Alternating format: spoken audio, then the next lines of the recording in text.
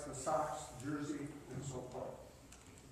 So this is, examples of when somebody brings a jersey to me and says, the hardest thing in my job is to tell someone their jersey isn't what they believe it is. My grandpa gave me this. And Kirby Puckett gave it to my grandpa, and it's the jersey he wore in Game 6 of the World Series. There's a lot of those around lately.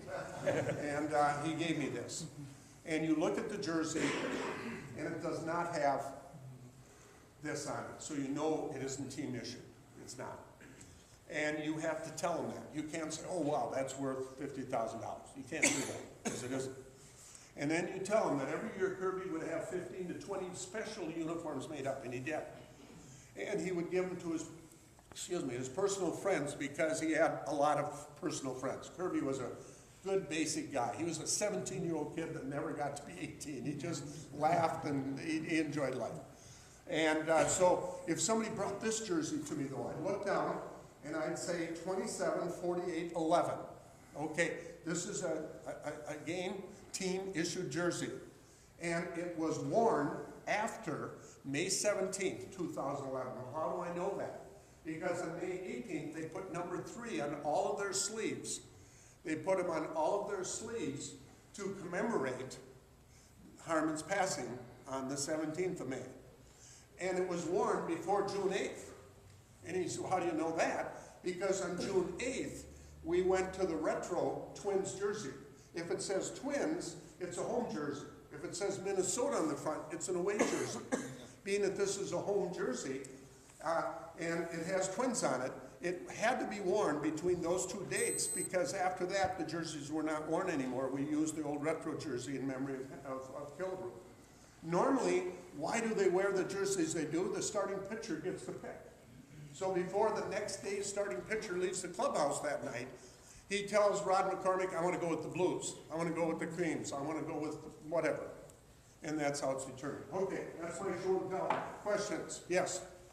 Has the Hall of Fame ever come calling for wanting to borrow or buy something you have? They're my biggest pain, to be very honest, because I will lend stuff. If you guys wanted a display, I'll lend it to you. When you give them something, they keep it. It's theirs.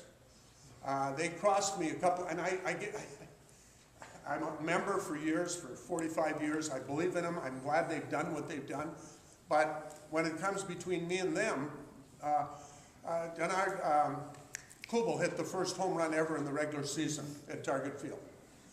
I got everything, including the bat. It's on display, okay? The Twins pay for the bats, and so it's our bat.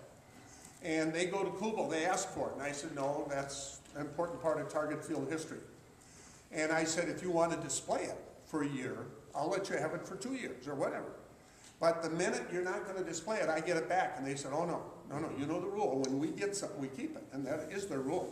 They won't pay for anything either. It's got to be donated. And so I said, well, no, then we'll keep it because we're displaying it.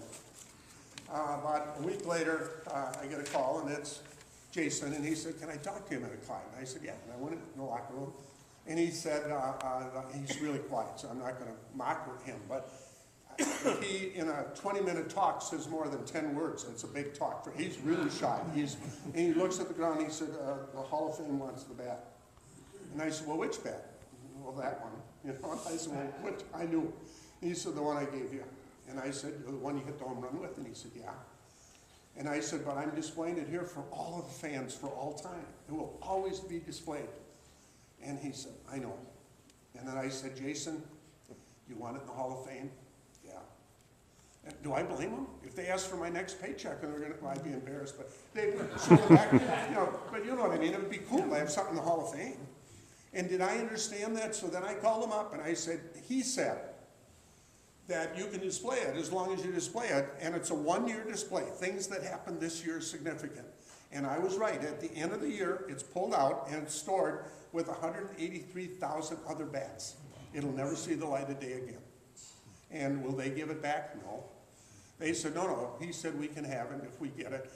So St. Pete and I talked, Dave. He said, well, we got a lot of stuff. Give him the bat. And I said, okay. You know, because you don't want to get between the player and what they want either, you know. But do I wish I would have kept it? Yeah, I do. Do I wish I would have sent him the wrong bat? Kinda. It could be our little secret. But it wouldn't have the hologram on it. That's where I would have been busted.